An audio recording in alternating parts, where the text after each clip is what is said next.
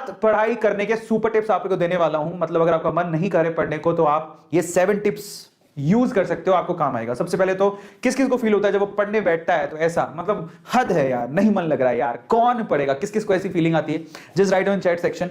और किस किस को ऐसा फीलिंग आता है यार बुक लेके बैठे अचानक से नींद आने लगती है, ओह माय गॉड इतना भारी काम? किस किस को ऐसी फीलिंग आती है? मुझे भी ऐसी फीलिंग आ रही है, ये मैं क्या ही कर रहा हूं, है ना? चलो क्या कर सकते हैं, कुछ नहीं कर सकते। सो ओवरऑल जब ऐसी सुस्ताने वाली फीलिंग आए, ऐसा लगने लगे कि यार ये क्या है, जिंदगी में क्या चल रहा है, सो इन दैट केस चलो सॉल्यूशन ढूंढते हैं। मैं भी ढूंढता हूं, आप भी ढूंढो।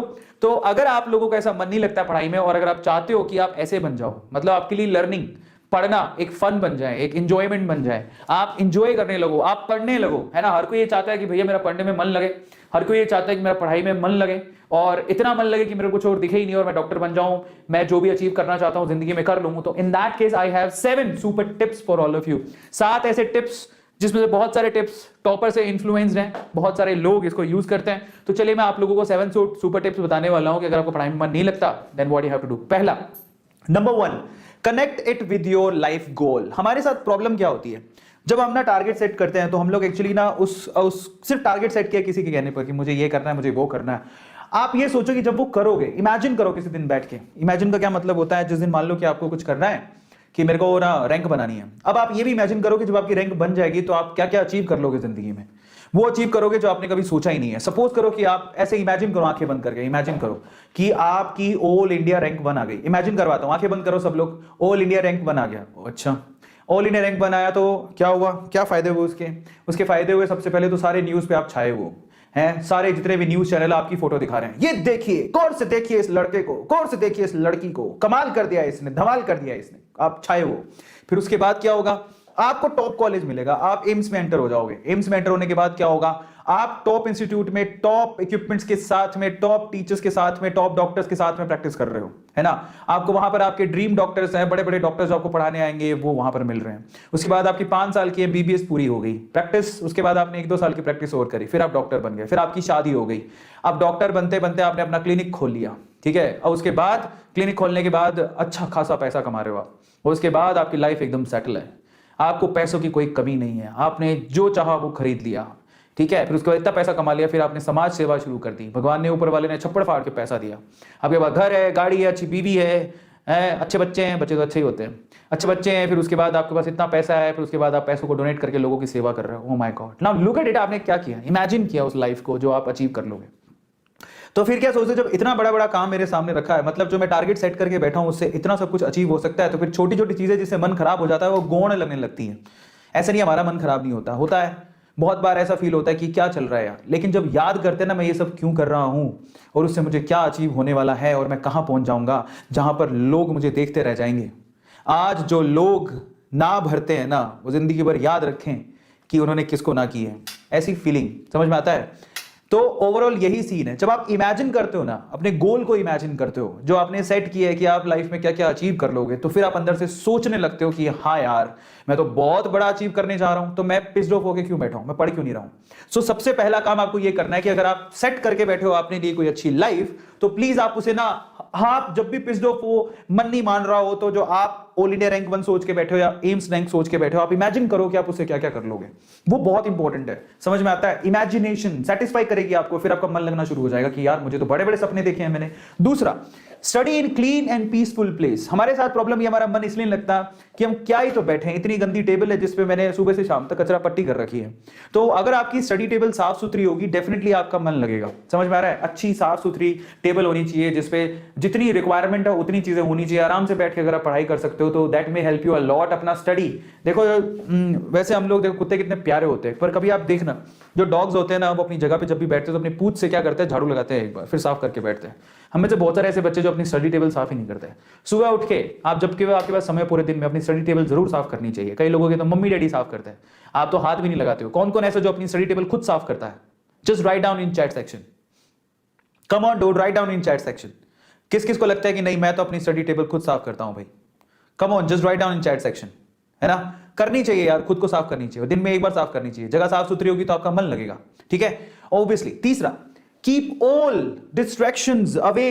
जब आप देखो आपका मन क्यों नहीं लग रहा, मन इसलिए नहीं लगता, कई लोगों का मन पता है क्यों नहीं लगता, मैं बताता हूं। मैंने एक फोटो डाली, मैंने क्या किया, एक फोटो डाली, या मैंने एक वीडियो डाली सोशल मीडिया पे, मे भी फेसबुक पे डाली हो, मे भी इंस्टाग्राम पे डाली हो, मे भी कहीं शॉर्ट प्लेटफॉर्म पे डाली हो, मैं इंतजार करता रहा। मैंने सोचा कि 100 व्यू आएंगे, 50 एक लाइक आ जाएंगे, और देख रहा हूं तो 10 व्यू आए और एक भी लाइक नहीं आया। ऐसा होता है ना? कई लोगों ने फोटो डाली है ऐसे सच के, ऐसे करके पाउट करते हुए, ऐसे करके कई लोग फोटो डालते ऐसे पाउट करते हुए, ऐसे ऐसे लगे फोटो डाल रखी है। अब फोटो कोई देख नहीं रहा, फॉलोवर बढ़ नहीं रहे, फोटो पे आज कोई फोटो फाटो पे कोई लाइक कर नहीं रहा। अपने, अब दूसरे छोड़ो, अपनों ने भी लाइक नहीं किया, पापा ने लाइक नहीं किया, मम्मी ने लाइक नहीं किया, बड़े भाई ने लाइक नहीं किया, छोटी बहन ने लाइक नहीं किया, बड़ी बहन ने लाइक नहीं किया, तो सुस्ता जाते हैं, ओ माय गॉड मेरी तो सारी मेहनत ही खराब हो गई। नहीं, मेरी तो सारी मेहनत ही खराब हो गई। तो इन दैट केस उस वे से आपका मन खराब होने लगता है। अब समस्या को जड़ को पकड़ो। पहली बात तो आपने जो फोटो खींची, जो सेल्फी ली, वो आपने अपने लिए ली है कि दूसरों के लिए ली है? आप अपने लिए जी रहे हो कि दूसरों के लिए जी रहे हो? अगर आप दूसरों के लिए जी रहे हो और सब कुछ दूसरों के लिए कर रहे हो तो आप जिंदगी में बड़े ट्रबल में रहोगे और हर बार पिस्ड ऑफ ही रहोगे। समझ में आता है? ये बहुत बड़ी प्रॉब्लम है। So in that case what I am saying is distractions को दूर रखो। आपने फोटो डाल दी, उसके लिए बुराई नहीं है, फोटो डालनी चाहिए, लेकिन एक्सपेक्टेशंस बंद कर दो। जाके देखना बंद कर दो कितने लाइक आए, कितने डिसलाइक आए, हाय उसने अभी तक लाइक नहीं किया, हाय उसने अभी तक लाइक नहीं किया, ये झटके बंद कर दो। भाड़ में जाए, समझ में आ गया? भाड़ में जाए, हमें क्या करना है? लाइक करा नहीं करा, मेरी फोटो अच्छी आई है, मैंने तो अपने आप, मैं क्या करता हूं पता है? मैं कुछ भी डालता हूं, मैं अपनी फोटो को सबसे पहले लाइक करता हूं, क्योंकि मैं ये मानता हूं कि मैं मेरे लिए सबसे इंपॉर्टेंट हूं। समझ में आ गया? देखो यहां पर मेंटालिटी का कितना फर्क पड़ता है। और आज मैं अपने मन की बात आपसे कह रहा हूं, जरा ध्यान से समझना। मैं क्या करता हूं? मैं कुछ भी सोशल मीडिया पे अपलोड करता हूं, सबसे पहले मैं खुद ही खुद को लाइक करता हूं, किसी और के लाइक करने से पहले, क्योंकि मैं ही सबसे इंपॉर्टेंट हूं। और आपकी जिंदगी में सबसे इंपॉर्टेंट पर्सन ने अगर लाइक कर दिया तो खत्म हो गई कहानी ना।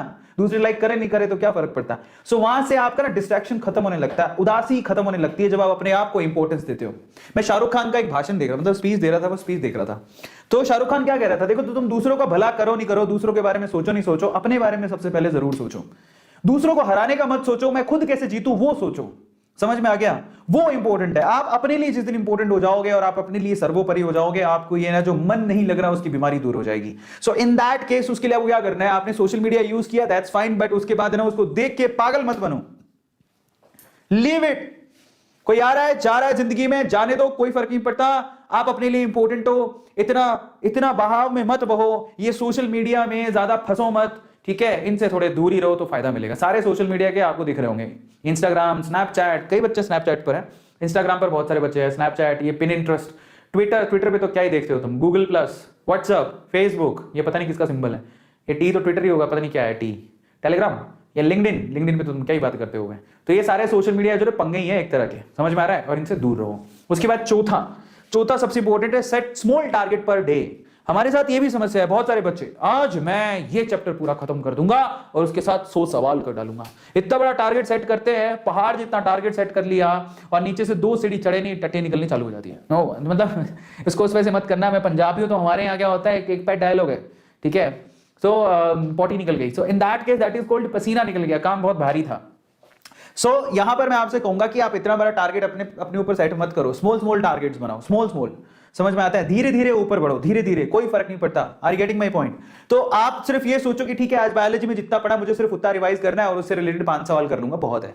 आप अपने टारगेट धीरे धीरे बढ़ाओ, एकदम से मत बढ़ाओ। जब एकदम से बढ़ा देते हो, वो टारगेट अचीव नहीं होते, तो आपको अंदर से क्या होते हैं, उदासीनता फील होने लगती है, मन लगना बंद हो जाता है कि मेरे टारगेट ही अचीव नहीं हो रहे, क्योंकि आपने अनरियलिस्टिक टारगेट बना के रखे हैं। तो डेली छोटे छोटे स्टेप से बढ़ो ना आगे, धीरे धीरे छोटे स्मॉल स्टेप लो। आप अपने आप क्या करते जाओगे, ग्रो करते जाओगे। तो छोटे छोटे टारगेट सेट करो जिससे आपका मन लगेगा पढ़ाई में, क्योंकि जब आप अचीव कर लोगे तो हाँ मैंने तो कर लिया, मैंने कल रात को सोचा था मैं बायो का ये चैप्टर करूंगा और उससे रिलेटेड 10 सवाल करूंगा, मैंने कर लिए, फिर हाँ मजा आ गया, अब मैं टारगेट सेट करूंगा। इन दैट केस पढ़ाई में मन लगना शुरू हो जाता है। एंड फाइनली 5वां पॉइंट है, make studies more interesting, more funny. जैसे कि आज मीनाक्षी मैम ने किया था, आपको पता होगा मीनाक्षी मैम ने क्या किया था। मीनाक्षी मैम ने अपना एक नया सीरीज शुरू किया है, बायोलॉजी धुन। मैं आपको गारंटी देता हूं मेरे प्यारे बच्चों, आप याद रखिएगा, कई बायोलॉजी टीचर सिर्फ शोशा पे ही जिंदा हैं, लेकिन कई लोग टैलेंटेड होते हैं। समझ में आ गया? So she is one of them. और ये पढ़ाई पे ध्यान दे रही है, ये बच्चों को सिखाने में ध्यान दे रही है, ये बच्चों को ये समझा रही है आपके लिए नीट का एग्जाम इंपॉर्टेंट है, बच्चों को ये समझा रही है आपके नीट के टारगेट इंपॉर्टेंट है, आपको अलग अलग वे से पढ़ा रही है। She is the number 1 teacher I can say freely in India right now who is focusing more on study, more on teaching rather doing else. समझ में आ गया? सो फाइनली आप ऐसे निमोनिक्स और ऐसे अगर आप लोग फैकल्टी से पढ़ते हो तो आपको टेंशन ही क्या है। सेम वे जैसे मीनाक्षी मेहनत कर रही है वैसे ही सचिन भी मेहनत कर रहा है फिजिक्स में, वैसे ही सौरभ भी मेहनत कर रहा है बॉटनी के अंदर। तो आपके पास टॉप मोस्ट फैकल्टीज हैं, आपको और चाहिए क्या? सो यहां पर आप लोगों के फ्यूचर को ध्यान में देखा जा रहा है, आप लोगों के लिए किया जा रहा है, शोषा के लिए नहीं है कुछ। यहां पर फोकस किया जा रहा है आपके ऊपर, यहां पर फोकस किया जा रहा है आपकी स्टडी के ऊपर, आपके टारगेट के ऊपर। हम लोग ध्यान दे रहे हैं कि आप पढ़ाई में मन लगा सको, ठीक है? सो इसलिए मैं आपसे कहता हूं कि जुड़ो। और इसके अलावा क्या करते हैं हम लोग, पूरे चैनल पे आप लोग के लिए फन क्विजेस होते रहते हैं, मेंटी क्विजेस करवाते रहते हैं, ताकि आप लोगों को और इंटरेस्टिंग बना सके पढ़ाई को। आप हमारे साथ मेंटी क्विज खेलते हो जिसमें आप खुद पार्टिसिपेट कर सकते हो, तो ऐसे वे से आप अपने पढ़ने में मन लगा सकते हो, है ना? एंड छठा पॉइंट क्या है, don't take it as a burden.